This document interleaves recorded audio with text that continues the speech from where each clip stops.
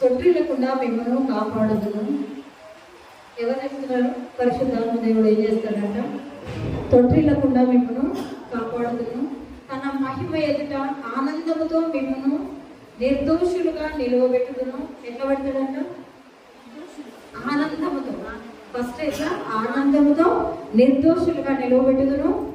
తర్వాత శక్తిగల మన రక్షకుడైన అధ్యక్షుడు అద్వితీయ దేవుడైన ప్రభు అయిన యేసుక్రీస్తు ద్వారా మహిమయు మహాత్మ్యమును ఆధిపత్యమును అధికారమును యుగములకు పూర్వమును ఇప్పుడును సర్వయుగములకు, ఇవన్నీ దేవుడు ఇచ్చేది.